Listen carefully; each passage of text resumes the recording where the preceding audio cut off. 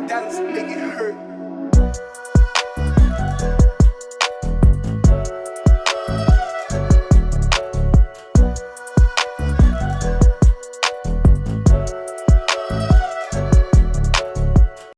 So I get a lot of questions about this particular text, Sha'ar HaGilgulim, or the Gates of Reincarnation.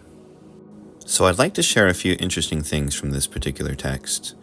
Fortunately, I have as well an interlinear version of this text, which I'll be sharing with you today. This translation of Sha'ar HaGilgulim is absolutely amazing if you are in the Western world. Secret 1. Did you know that a male soul can Gilgul or reincarnate into a female body? And the reverse is also possible, that a female soul can reincarnate into a male body? Secret 2. Accordingly, if a person goes through something extraordinarily traumatic or perhaps is moved into extreme anger, his soul can actually exchange, and so that he is an entirely different person. Secret 3.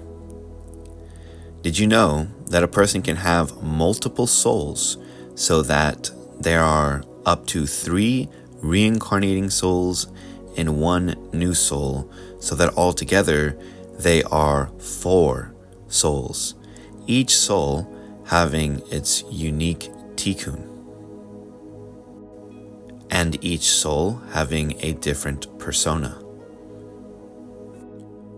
Secret 4. Did you know that a person can reincarnate accordingly into something entirely inanimate, such as a rock, in which it states here that Bilam was killed and he reincarnated into a single rock, which is the level of the inanimate?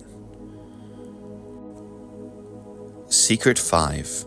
Did you know that every person accordingly has 2 names, one deriving from the aspect of Kedusha, or holiness, and the other deriving from the Sitra Achra, and that a person's correction or tikkun is dependent on the secret of the knowing of these names?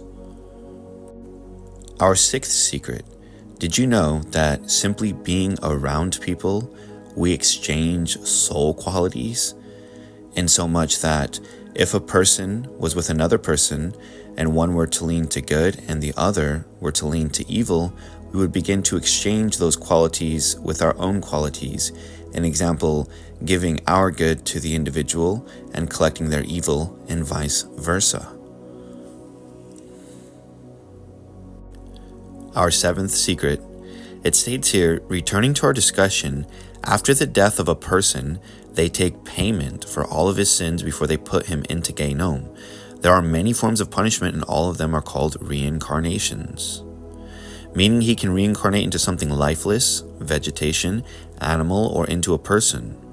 Almost the majority of all people will not escape these reincarnations. The reason is because a person cannot receive a punishment until he exists physically as a body with a soul. Interestingly enough about this, they state that we must pay our debt in reincarnations before actually going into Gehinnom.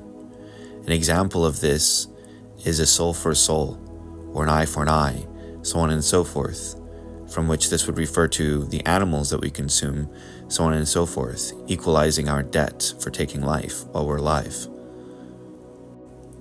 If this is something that you guys would like to know more about, drop a comment down below, and perhaps we will make more videos regarding this subject.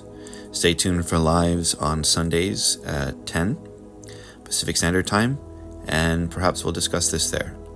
Shalom Selah.